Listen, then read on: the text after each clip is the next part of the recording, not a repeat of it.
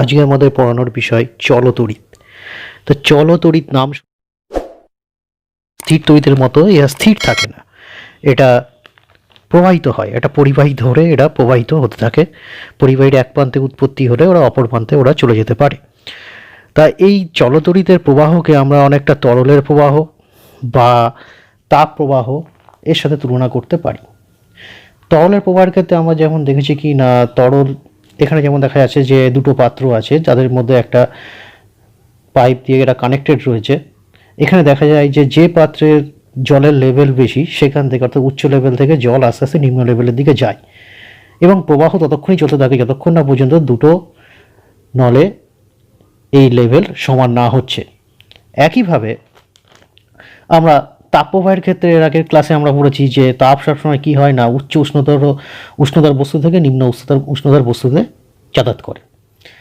যদি দেখা যায় যে এখানে একটি পাত্র আছে এ যেটি উচ্চ উষ্ণতায় আছে এবং এখানে একটি পাত্র আছে বি যেটি নিম্ন উষ্ণতায় আছে, এদেরকে যদি কোনো একটা পরিবাহী দিয়ে যুক্ত করা হয় দেখা যাবে যে তাপ সবসময় কী হচ্ছে না, উচ্চ উষ্ণতার বস্তু হতে নিম্ন উষ্ণতার বস্তুতে যাচ্ছে এবং এই তাপের প্রবাহ ততক্ষণ পর্যন্ত চলতে থাকবে যতক্ষণ পর্যন্ত কী হচ্ছে না, দুজনার উষ্ণতা সমান না হচ্ছে। একইভাবে তড়িতের ক্ষেত্রে এই যে এখানে যে দেখছি তরল প্রবাহের ক্ষেত্রে যে দেখছি যে উচ্চতার পার্থক্য, এখানে দেখছি যে উষ্ণতার পার্থক্য, এই তড়িতের ক্ষেত্রে এইটাকে আমরা বলি যে বিভব পার্থক্য। যদি দেখা যায় যে এখানে দুটো বস্তু আছে, এখানে একটি বস্তু এ আর একটি বস্তু বি, এটি উচ্চ বিভবে আছে আর বি বস্তুটি দেখা গেল যে নিম্ন বিভবে আছে। এদেরকে যদি একটা পরিবাহী দিয়ে যুক্ত করা যায় দেখা যাবে যে উচ্চ বিভব থেকে নিম্ন বিভবের দিকে কি হচ্ছে না, তড়িৎ প্রবাহ চলছে। তা এটাই আমরা বলছি তড়িতের প্রবাহ, অর্থাৎ তড়িৎ এ বস্তুতে স্থির নেই, এ বস্তুতে আর বি বস্তুকে একটি পরিবাহী দিয়ে যোগ করলে দেখা যাবে যে সেটি বি বস্তুতে ছুটে যাচ্ছে। কি কারণে ছুটে যাচ্ছে না, যেহেতু এ উচ্চ বিভবে আছে, বি নিম্ন বিভবে আছে। তাই সেক্ষেত্রে আমরা তড়িৎ প্রবাহ, এখানে একটা তড়িতের প্রবাহ ঘটছে, তাই তড়িৎ প্রবাহের সংজ্ঞা হিসেবে কি বলছি না, কোনো পরিবাহীর মধ্য দিয়ে তড়িৎ আধানের প্রবাহকে তড়িৎ প্রবাহ বলা হচ্ছে। অর্থাৎ যে বস্তু উচ্চ বিভবে আছে তার থেকে তড়িৎ আধান কী করা হচ্ছে না, আধান ক্রমশ নিম্ন বিভবের বস্তুর দিকে যাচ্ছে এবং ততক্ষণ পর্যন্ত যাবে যতক্ষণ পর্যন্ত না উভয়ের বিভব সমান হবে।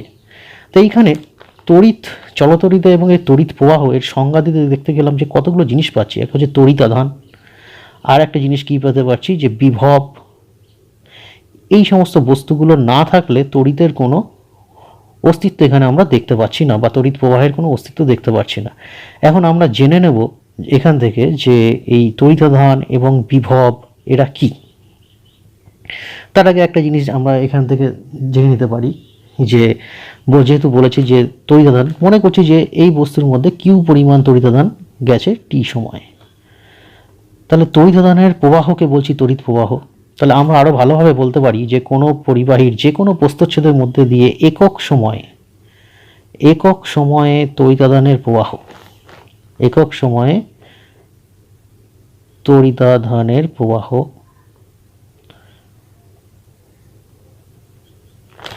কে আমরা বলতে পারি সংক্ষেপে প্রবাহ বা তড়িৎ প্রবাহ। তা যদি দেখা যায় যে তড়িৎ প্রবাহ কি হতে পারে না, তড়িৎ প্রবাহকে আমরা আই দিয়ে চিহ্নিত করি। আই ইকুয়াল টু কী হচ্ছে না, তড়িতাধান বাই সময়, অর্থাৎ একক সময়ে কী পরিমাণ তড়িৎ যাচ্ছে। তাহলে এই প্রবাহ আই ইকুয়াল টু আমরা কী বলতে পারি, কিউ বাই টি, অর্থাৎ তড়িতাধান বাই সময়। তাহলে এর যে একক কি হতে পারে না, তড়িতাধানের একক এখান থেকে অবশ্যই বলতে পারি আই। আমরা জানি যে আধানের একক হচ্ছে কুলম্ব, সময়ের একক সেকেন্ড, অর্থাৎ কুলম্ব প্রতি সেকেন্ড। আর এই কুলম্ব প্রতি সেকেন্ড একেই আমাদের ব্যবহারিক জীবনে আমরা কি বলি, অ্যাম্পিয়ার। অ্যাম্পিয়ার। তাহলে তড়িতাধানের একক হচ্ছে অ্যাম্পিয়ার। তাহলে 1 অ্যাম্পিয়ার সমান কি হচ্ছে না, কুলম্ব প্রতি সেকেন্ড। 1 কুলম্ব বাই 1 সেকেন্ড, অর্থাৎ কুলম্ব প্রতি সেকেন্ড। এইটুকু আমরা তড়িৎ আধান থেকে জানতে পারছি। কিন্তু এর আগে তার মধ্যে আমরা জেনে নেব যে তড়িৎ আধান কি জিনিস, বিভব কি জিনিস, এগুলো না জানলে আমাদের বাকি জিনিসগুলো ধারণা স্পষ্ট হবে না। তাই আমরা তড়িৎ আধান এবং বিভব এই বস্তুগুলোকে এখন আমরা আস্তে আস্তে আলোচনা করছি। এখন তড়িৎ আধান বলতে কি বোঝা হচ্ছে না, তড়িৎ আধানের সংজ্ঞা অনুসারে বলা হচ্ছে যে ভৌত ধর্মের জন্য কোনো বস্তু কণাকে একটি তড়িৎচুম্বক ক্ষেত্রে রাখলে কণাটি একটি বল অনুভব করে তাকে তড়িৎ আধান বলা হচ্ছে। অর্থাৎ কোনো একটা কণাকে আমি কোনো একটা তড়িৎচুম্বক ক্ষেত্রের মধ্যে রেখেছি এবং এই কণা বল অনুভব করছে, তার যে ভৌত ধর্মের জন্য সেটাকেই আমরা বলছি তড়িৎ আধান। এখন তার মানে তড়িৎ আধান হচ্ছে যে তখনই আমরা বুঝতে পারবো যে এটা তড়িৎ আধানে আহিত কিনা কোনো বস্তু, না সেটি কোনো তড়িৎচুম্বক ক্ষেত্রের মধ্যে রাখলে যদি এর ওপর কোনো বল অনুভব হয় সেটাকেই আমরা বলছি তড়িৎ আধান। তাহলে এই তড়িৎ আধান কোনো বস্তুর মধ্যে যখনই জমা হয়ে যাবে তখনই বস্তুটা কি হয়, আহিত হয়ে যায়। অর্থাৎ তখনই বস্তুর মধ্যে বিভব দেখা যায়। সচরাচর আমাদের তড়িৎ আধান হচ্ছে দুই প্রকার। যদি বলা যায় তড়িৎ আধান কয় প্রকার, না তড়িৎ আধান হচ্ছে আমাদের দুই প্রকার। কি হচ্ছে না, একটা হচ্ছে ধনাত্মক, একটি হচ্ছে ধনাত্মক আর একটি হচ্ছে আমাদের ঋণাত্মক। অর্থাৎ একটি নেগেটিভ তড়িৎ আধান, একটি পজিটিভ তড়িৎ আধান। তড়িৎ আধান আমাদের হচ্ছে দুই প্রকার।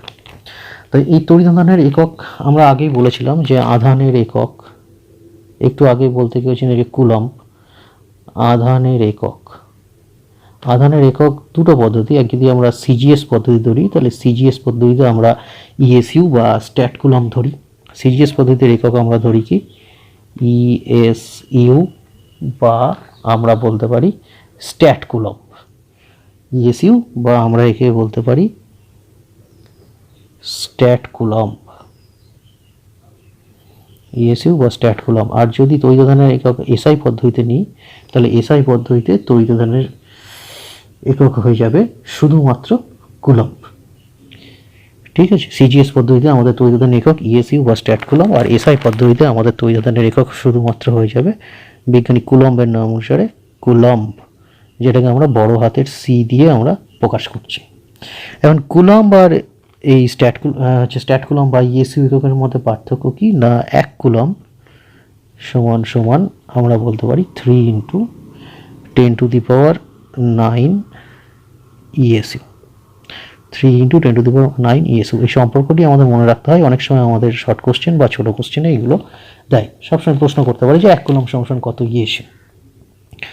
এখন এই তো গেল আমাদের তড়িৎ আধান। এখন কোনো বস্তুর মধ্যে যখনই তড়িৎ আধান এলো তখনই কি বলেছি, না আমরা বস্তুটা কোনো না কোনো বিভবে, বস্তু কি হয় না বিভবগ্রস্ত হয়।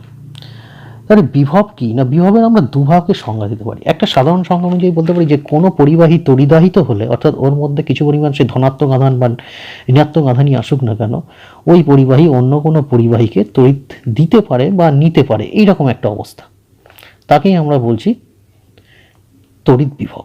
ওই বস্তুর তড়িৎ বিভব। তো তড়িৎ বস্তু হচ্ছে কি না, কোনো বস্তুর মধ্যে কিছু পরিমাণ তড়িৎ আধানের উপস্থিতি ঘটেছে। সেটা ধনাত্মক বিভব হতে পারে, ঋণাত্মক বিভবও, ধনাত্মক আধানও হতে পারে, ঋণাত্মক আধানও হতে পারে। তা যখনই কোনো ধনাত্মক আধান ঢোকে তখন সেই বস্তুটাকে আমরা বলি বস্তুটা উচ্চ বিভবে আছে। আর যখন কোনো বস্তুর মধ্যে দেখা গেল যে প্রচুর পরিমাণে ঋণাত্মক আধান এসে হাজির হয়েছে তখন আমরা বলতে পারি যে বস্তুটা কি হয়েছে, না ঋণাত্মক আধান যখনই থাকবে তখন আমরা বলতে বস্তুটা নিম্ন বিভবে আছে, নিম্ন বিভবে আছে, এটুকু আমরা বলতে পারি। এবার আসছি কার্যের ধারণা থেকে বিভবের ধারণা। ক্লাসিক্যাল বলবিজ্ঞানে যেভাবে আমাদের ধারণাটা দেওয়া হচ্ছে, বলছে অসীম দূরত্ব থেকে তড়িৎ ক্ষেত্রের কোনো বিন্দুতে একটা ধনাত্মক আধানকে আনতে যে কৃতকার্য করতে হয় তাকে ওই বিন্দুর তড়িৎ বিভব বলা হয়। অর্থাৎ কোনো একটা চার্জ পার্টিকেল যদি কোনো একটা টাইম স্পেসে থাকে, সে কি করে না তার চারদিকে একটা বিস্তীর্ণ অঞ্চল জুড়ে একটা ক্ষেত্র তৈরি করে। এখন অসীম দূরত্ব থেকে কোনো একক পরিমাণ ধনাত্মক আধানকে যদি আমি ক্ষেত্রের মধ্যে কোনো একটি বিন্দুতে আনতে যাই তাহলে আমাকে যে কৃতকার্য করতে হয় তাকেই বলা হচ্ছে যে এই বিন্দুর তড়িৎ বিভব। আমি যদি ধরে নিই যে আমি একটা +Q আধানের ধনাত্মক আধানকে আমি অসীম দূরত্ব থেকে এনেছি এবং তড়িৎ ক্ষেত্রের কোনো এক বিন্দুতে এনেছি এবং এটা করতে আমার যদি W পরিমাণ কৃতকার্য হয়ে থাকে, W পরিমাণ কৃতকার্য যদি আমার এখানে হয়ে থাকে, তাহলে আমি বলতে পারি যে আমার এখানে আধান, এখানে যে বিভব, এখানে যে বিভব ভি ইকুয়াল টু আমার হয়েছে কৃতকার্য বাই আধান, অর্থাৎ ডব্লু বাই কিউ। তাহলে বিভব ভি ইকুয়াল টু আমার কি হয়েছে, ডব্লু বাই কিউ। অর্থাৎ এখানে লিখতে পারি কি না, কৃতকার্য বাই আধান। অর্থাৎ এখানে আমরা বলতে পারি যে এখানে আমাদের যে বিভব সমান সমান কৃতকার্য, কার্যের ধারণা থেকে আমরা বলতে পারি যে বিভব সমান সমান কি বলতে পারি না, কৃতকার্য বাই আধান। এখন বিভব সমান সমান আমরা এখানে বলতে পারি কি না, কৃতকার্য বাই আধান।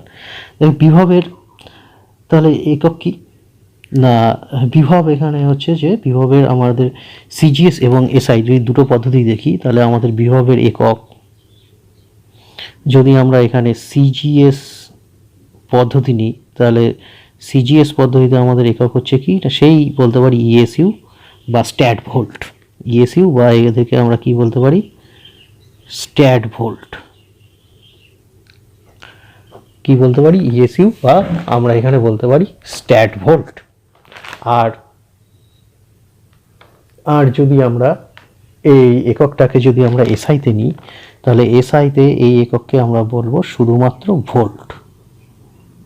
ইএসইউ আর ভোল্টের মধ্যে কি সম্পর্ক না, 300 ভোল্ট সমান সমান 1 ইএসইউ। এই হচ্ছে ইএসইউ আর ভোল্টের মধ্যে সম্পর্ক। 300 ভোল্ট সমান সমান আমরা জানি যে 1 ইএসইউ। এখন তোমরা কি বলতে পারবে যে আমরা যেহেতু বললাম যে বিভব, এই যে ভোল্ট সমান সমান কৃতকার্য বাই আধান কিউ, তাহলে এখান থেকে বলতে পারবে যে এই বিভব কি রাশি, তড়িৎ বিভব বা বিভব কি রাশি?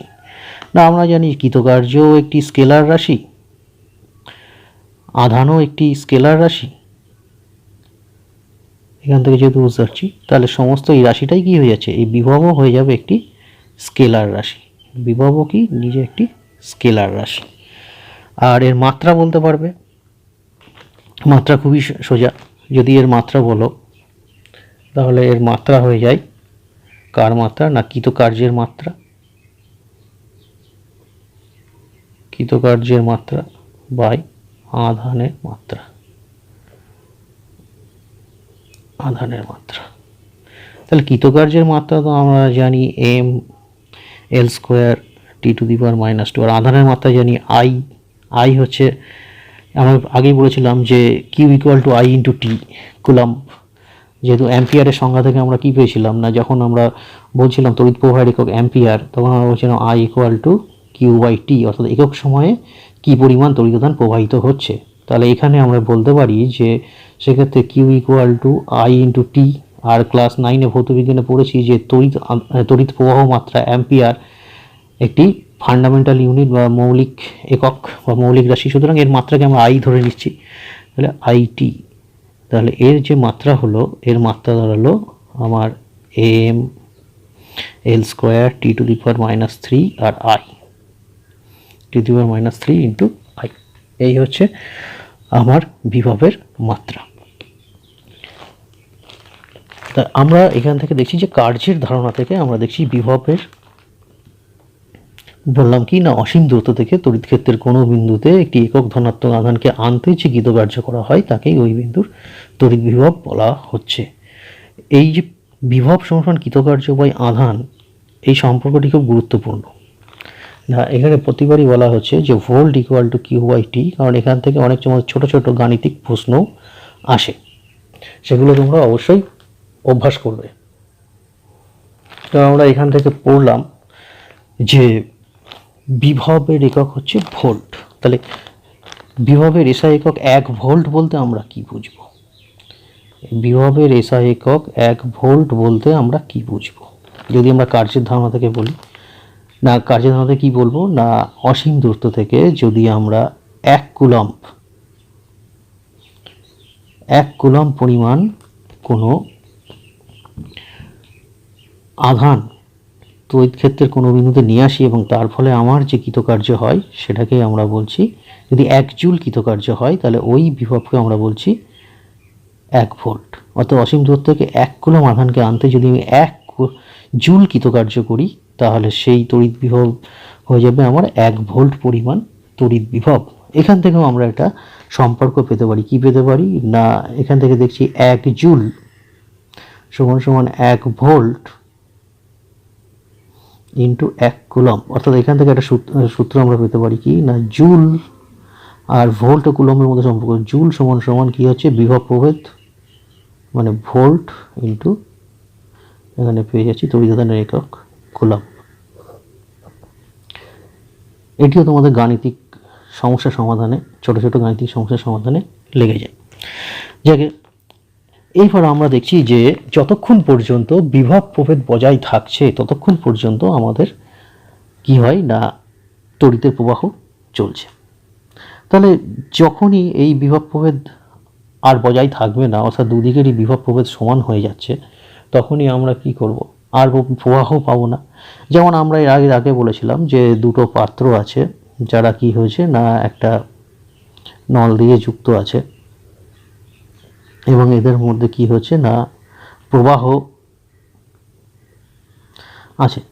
তা এখানে এটা হচ্ছে উচ্চ লেভেলে আছে, এটা নিম্ন লেভেলে আছে। তা ততক্ষণ পর্যন্ত এখানে প্রবাহ হতে থাকবে উচ্চ বিভব থেকে নিম্ন, যতক্ষণ না পর্যন্ত এদের দুজনার দেখা গেল লেভেল সমান না হচ্ছে। তা এই প্রবাহ তো ক্ষণস্থায়ী। এই যে তরলের প্রবাহ হচ্ছে, যদি আমরা তড়িতের প্রবাহকে তরলের প্রবাহের বা তাপ প্রবাহের সঙ্গে তুলনা করি, এখন আমরা যদি এরম করি যে এখান থেকে একটা পাম্প, এখান থেকে কি করলাম না একটা পাম্প আমরা কি করেছি না লাগিয়ে দিয়েছি, দিয়ে নিচু যে লেভেল সেখান থেকে উঁচু লেভেলের পাত্রে দেখা গেল আমরা তরলকে পাঠাচ্ছি। তাহলে কি হবে, পাম্প থেকে বাইরে থেকে শক্তি সরবরাহ করছি, তাই তো। তাহলে পাম্পের শক্তি আসছে কোথা থেকে, বাইরে থেকে। তাহলে পাম্প কি করছে, যে মুহূর্তে এখানে থেকে কি হচ্ছে না উচ্চ যে লেভেল সেখান থেকে নিম্ন লেভেলের পাত্রের দিকে যখনই প্রবাহ হচ্ছে, সাথে সাথে পাম্প কি করছে না নিম্ন লেভেলের পাত্র থেকে তরলকে আবার উচ্চ লেভেলের পাত্রে স্থানান্তরিত করছে। ফলে সবসময় কি হচ্ছে, এখানে একটা লেভেলের পার্থক্য বজায় থাকছে। তো তেমনভাবেই আমরা যদি বলে করি যে দুটো বস্তু আছে, ধরো এ একটা উচ্চ বিভবে আহিত বস্তু আর বি একটা নিম্ন বিভবে আহিত বস্তু, এবং এদেরকে একটা পরিবাহী দিয়ে যোগ করেছি, ফলে তড়িৎ প্রবাহ কী হবে, উচ্চ বিভব থেকে নিম্ন বিভবের দিকে আমাদের কি হবে, তড়িৎ প্রবাহ হবে। কিন্তু এই তড়িৎ প্রবাহ আমাদের কি হবে, ততক্ষণ পর্যন্ত চলবে যতক্ষণ না পর্যন্ত দুজনের বিভব সমান হচ্ছে। কিন্তু আমরা যদি এমন একটা কোনো ব্যবস্থা করি যে বাইরে থেকে বিভব পার্থক্যকে বজায় রাখবো, বাইরে থেকে এমন কোনো শক্তি দিচ্ছি যে বিভব পার্থক্যকে আমরা বজায় রাখছি, তখন কিন্তু আমরা কন্টিনিউয়াস আমরা কিন্তু তড়িৎ প্রবাহ পেতে থাকবো এ উচ্চ বিভব থেকে বি নিম্ন বিভবের দিকে। এই যে বাইরে থেকে আমরা যে অন্য তড়িৎ উৎস ব্যবহার করলাম বা যে নতুন যে বল আমরা এখানে ব্যবহার করলাম, সেটাকে আমরা কি বলছি না তড়িৎ চালক বল। সেটাকে আমরা কি বলছি, আমরা তড়িৎ চালক বল বলছি। তাহলে তড়িৎ চালক বল কোনো তড়িৎ বল না, এটা হচ্ছে যে এমন কোনো শক্তি, সেটা কোনো রাসায়নিক শক্তি হতে পারে বা অন্য কোনো শক্তি হতে পারে, যেটা কি হতে পারে না আমার কি করছে না অন্য কোনো শক্তিকে তড়িৎ শক্তিতে রূপান্তরিত করছে। তাই তড়িৎ চালক বল বলা হচ্ছে কি না সংজ্ঞা হিসেবে বলছে যার প্রভাবে বা যে কারণে তড়িৎ বর্তনীর কোনো অংশে রাসায়নিক শক্তি বা অন্য কোনো শক্তি তড়িৎ শক্তিতে রূপান্তরিত হয়ে বিভব পার্থক্যের সৃষ্টি করে তাকে তড়িৎ চালক বল ইএমএফ বা একে আমরা কি বলছি ইলেকট্রোমোটিভ ফোর্স।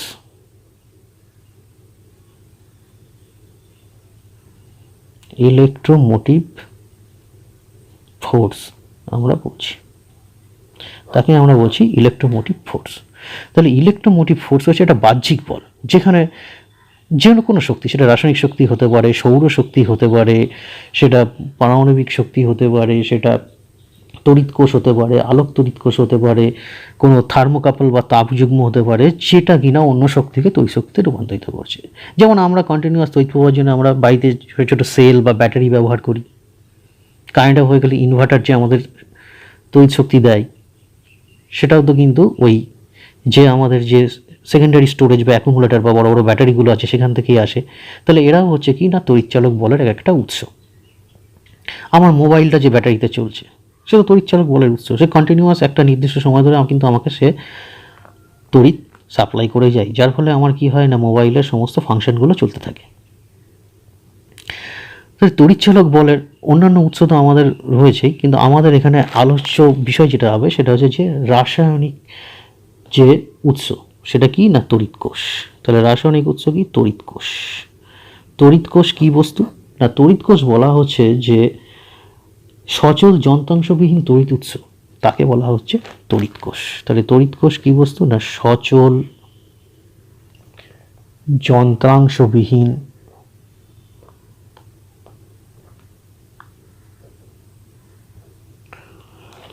তড়িৎ উৎস। তড়িৎ উৎস সচল যন্ত্রাংশবিহীন তড়িৎ উৎস তাকে বলা হচ্ছে তড়িৎ কোষ। সচল কেন না একে আমরা আমাদের প্রয়োজনে আমরা বহন করতে পারি, নিয়ে যেতে পারি। স্বভাবতই আমার মোবাইলের ব্যাটারি আমার মোবাইলের সঙ্গেই একসাথে থাকে। আমার টর্চের ব্যাটারি, আমি টর্চও নিয়ে যাচ্ছি, টর্চের সঙ্গে আমার ব্যাটারিও যাচ্ছে। বা আমরা বলতে পারি যে বড় বড় যে অ্যাকুমুলেটরগুলো যেগুলো আমরা প্রকৃতই ব্যাটারি বলি, সেল হচ্ছে যেগুলো ছোটো ছোটো জিনিস ব্যাটারি, এবং যেগুলো রিচার্জেবল নয় সেগুলোকে আমরা সেল বলি। যেমন আমরা টর্চের ব্যাটারি বা এগুলো যেগুলো একবার ব্যবহারের পর ফ্রিতে দেয়, যদি সেটা রিচার্জেবল না হয়, যেমন এভারেডি বা নিপো ব্যাটারি, এগুলো আমরা বলতে পারি। তা যন্ত্রাংশবিহীন অর্থাৎ এর মধ্যে কোনো যন্ত্র থাকে না, এর মধ্যে কোনো রাসায়নিক শক্তি কি হয় না তড়িৎ শক্তিতে রূপান্তরিত হচ্ছে।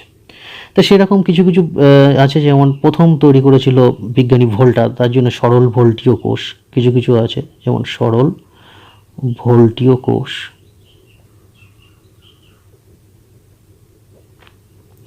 এছাড়া আছে অন্যান্য ক্ষেত্রে নির্জল কোষ। নির্জল কোষের মধ্যে আমরা পেতে পারি ড্যানিয়েল বা লেকল্যান্ডস কোষ, এগুলো আমরা পেতে পারি। অথবা যেগুলো অ্যাকুমুলেটর বা সঞ্চয়ক কোষ, মানে যাদেরকে প্রকৃত অর্থে আমরা বলি ব্যাটারি, যেগুলোকে আমরা রিচার্জ করতে পারি। যেমন বাড়িতে দেখবে বড় বড় ইনভার্টার থাকলে দেখবে যে তার মধ্যে যে বড় ব্যাটারি রয়েছে টিউবুলার ব্যাটারি, সেগুলো হচ্ছে সব এগুলো। বা গাড়ির দেখবে বড় বড় লরি বা এর সঙ্গে দেখবে যে ব্যাটারি থাকে, সেগুলোকে আমরা বলি অ্যাকুমুলেটর বা সঞ্চয়ক কোষ। কারণ এগুলোকে কি হয় না এগুলো সব হচ্ছে লেড এবং সালফারিক অ্যাসিড কোষ। এখানে সালফারিক অ্যাসিড থাকে,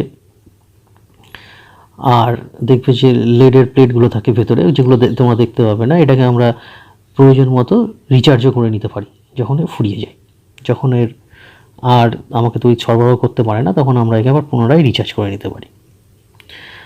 তা এর মধ্যে কিছু জিনিস যেগুলো আমাদের মনে রাখতে হবে, যে বলছে সরল ভোল্টীয় কোষ তার সিম্পল ভোল্টীয় কোষ বা সরল ভোল্টীয় কোষের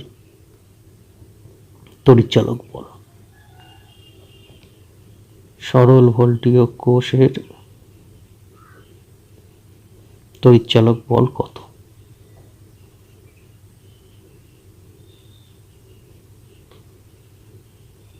সেটা কত না আমরা বলবো 0.8 ভোল্ট, 1.08 ভোল্ট।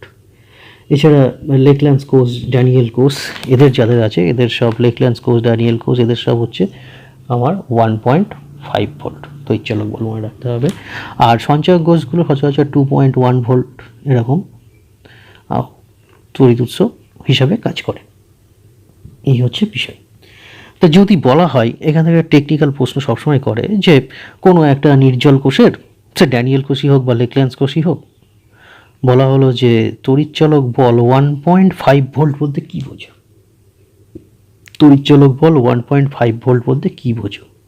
যখনই বলছে 1.5 ভোল্ট বলতে কি বুঝি, তখনই আমাদের আসতে হবে যে এই যে বিভব প্রভেদ, বিভব প্রভেদ অর্থাৎ বিভবের পার্থক্য, সে বস্তু সমান বিভবেই থাক আর বিপরীত বিভবেই থাক, এদের মধ্যে যে বিভবের পার্থক্য হয় সেটাকেই বলা হচ্ছে বিভব পার্থক্য। দুটি বস্তু আছে, ধরো এ বস্তু বি বস্তু, ঠিক আছে, এটা সমান বিভবই থাক, অর্থাৎ এও পজিটিভ আছে এও পজিটিভ আছে, কিন্তু দেখা গেলো যে এর মধ্যে পজিটিভ বিভব আছে 20 ইএসইউ, এখানে পজিটিভ বিভব আছে 35 ইএসইউ, তার মানে এদের বিভব প্রভেদ 15 ইএসইউ। তার মানে বস্তুটা এদিক থেকে এদিকে তড়িৎ প্রবাহ চলবে। বা এখানে আছে তোমার হলো পজিটিভ 30 ইএসইউ বিভব আছে, এখানে নেগেটিভ 20 ইএসইউ বিভব আছে, তাহলে এখানে তড়িৎ বিভবের পার্থক্য কত? 20 + 30 50। তাহলে এদিক থেকে এদিকে যেহেতু এ বস্তু উচ্চ বিভব, তাহলে উচ্চ বিভব থেকে নিম্ন বিভবের দিকে যাচ্ছে। তাহলে বিভব সমজাতীয় হোক আর বিষমজাতীয়ই হোক না কেন, তাদের মধ্যে যে পার্থক্য সেটাই হয়ে যাবে আমাদের বিভব প্রভেদ। তারপরে হচ্ছে যে বিভব প্রভেদ বলতে কী বোঝো? আমরা জানি যে কোনো ব্যাটারির দেখবে দুটো মেরু থাকে, ব্যাটারির দুটো মেরু থাকে, একটা থাকে তার হচ্ছে ধনাত্মক মেরু আর একটা থাকে তার ঋণাত্মক মেরু। তা বলা হচ্ছে যে 1.5 ভোল্ট বিভব প্রভেদ বলতে কী বোঝো? অর্থাৎ ব্যাটারির এই ধনাত্মক মেরু, এটা ধনাত্মক মেরু আর এটা ঋণাত্মক মেরু, অর্থাৎ এই ধনাত্মক মেরু থেকে ঋণাত্মক মেরুতে 1 কুলম্ব যদি তড়িৎদানকে আমি নিয়ে যাই, এই ধনাত্মক মেরু থেকে ঋণাত্মক মেরুতে আমি স্থানান্তরিত করব কত কুলম্ব? না 1 কুলম্ব। 1 কুলম্ব তড়িৎদানকে আমি স্থানান্তরিত করব। এর ফলে আমাকে যে কৃতকার্য করতে হবে, এর জন্য আমাকে একটা কৃতকার্য করতে হয়। সেই কৃতকার্যটা কি? এখানে আমি যে কৃতকার্য করছি, এখান থেকে এখানে পাঠাতে যে কৃতকার্য আমি করছি, সেই কৃতকার্য হচ্ছে কি? কত জুল? 1.5 জুল। তাহলে যত জুল কৃতকার্য করব, 1 কুলম্ব পরিমাণ তড়িৎদানকে আমি 1 কুলম্ব পরিমাণ তড়িৎদানকে আমি ধনাত্মক মেরু থেকে কোষের ঋণাত্মক মেরুতে পৌঁছাতে আমি যত জুল কৃতকার্য করব, সেটাই হয়ে যাবে কি? না আমার কোষের বিভব প্রভেদ। সেটাই হয়ে যাচ্ছে আমার ওই কোষের বিভব প্রভেদ। তাহলে পুনরায় দেখো যে কোনো কোষের তড়িৎ বিভব কিছু ভোল্ট বলতে কি বুঝি? না 1 কুলম্ব পরিমাণ আধানকে 1 কুলম্ব পরিমাণ আধানকে আমি যদি ব্যাটারির ধনাত্মক মেরু থেকে ঋণাত্মক মেরুতে নিয়ে যাই, তাহলে আমাকে যত জুল কৃতকার্য করতে হয়, সেটাই হচ্ছে আমাদের ওই ব্যাটারি বিভব প্রভেদ। তাহলে যত জুল কৃতকার্য করছি, আমরা কার্যের সংখ্যা থেকে নিয়ে আসছি এটা, তাহলে যত জুল কৃতকার্য আমি করছি 1 কুলম্ব আধান পাঠানোর জন্য, সেটাই হয়ে যাবে আমার ওই কোষের তড়িৎচালক বল। তাহলে ওই কোষের তড়িৎচালক বল হয়ে যাবে, এর আগে বিভব প্রভেদ বলেছি, তড়িৎচালক বল, ওই কোষের তড়িৎচালক বল হয়ে যাবে 1.5 ভোল্ট। যেহেতু আমি কি বলছি না ধনাত্মক মেরু থেকে ঋণাত্মক মেরুতে 1 কুলম্ব আধান নিয়ে যেতে আমি 1.5 জুল কৃতকার্য করছি। তাহলে যত জুল কৃতকার্য করছি, সেটাই হয়ে যাচ্ছে ওই কোষের তড়িৎচালক বল। এখানে তড়িৎচালক বল আর বিভব প্রভেদের একক একই, দুজনাই হচ্ছে ভোল্ট। তাহলে এদের একক কি হয়েছে? যে তড়িৎচালক বলের একক হয়ে যাবে আমাদের, তড়িৎচালক বলের একক এসআই পদ্ধতিতে একক হয়ে যাবে আমাদের ভোল্ট। তড়িৎচালক বল এবং বিভব প্রভেদ এদের প্রত্যেকটি একক হচ্ছে ভোল্ট। তাহলে যদি বলে যে কোনো কোষের তড়িৎচালক বল 2.1 ভোল্ট বলতে কি বোঝো? না বলবো যে ওই কোষের ধনাত্মক মেরু থেকে ঋণাত্মক মেরুতে আমি 1 জুল পরিমাণ আমি 1 কুলম্ব পরিমাণ তড়িৎদানকে স্থানান্তরিত করব, এবং এর ফলে আমাকে কাজ করতে হবে 2.1 জুল। এর ফলে আমাকে কাজ করতে হবে কত? 2.1 জুল। তাহলে যত জুল কৃতকার্য করব, সেটাই হয়ে যাবে এই কোষের তড়িৎচালক বল। তাহলে যে কোনো কোষের তড়িৎচালকই বল কি হচ্ছে? না তার ধনাত্মক মেরু থেকে ঋণাত্মক মেরুতে 1 কুলম্ব পরিমাণ আধান পাঠানোর জন্য আমরা কত জুল কৃতকার্য করছি, সেটাই হয়ে যাবে ওই কোষের তড়িৎচালক বল। তাহলে এখানে একটা সবসময় প্রশ্ন তোমাদের পরীক্ষাতে করেই থাকে যে কোনো কোষের সরল ভোল্টীয় কোষের তড়িৎচালক বল 1.08 ভোল্ট বলতে কি বোঝো, বা একটি নির্জল কোষের তড়িৎচালক বল 1.5 ভোল্ট বলতে কি বোঝো? তা কি বলবো? না সাথে সাথে বলবো যে ওই কোষের ধনাত্মক মেরু থেকে ঋণাত্মক মেরুতে 1 কুলম্ব তড়িৎ আমরা স্থানান্তরিত করব, 1 কুলম্ব পরিমাণ তড়িৎ আধান স্থানান্তরিত করব, তার ফলে আমাকে 1.08 ভোল্ট, বা যদি নির্জল কোষ বলে ড্যানিয়েল বা লেকল্যান্স কোষ 1.5 ভোল্ট কৃতকার্য করতে হচ্ছে। তাহলে 1.5 জুল কৃতকার্য করতে হচ্ছে। তাহলে যত জুল কৃতকার্য করতে হচ্ছে, সেটাই হয়ে যাচ্ছে ওই কোষের তড়িৎচালক বল।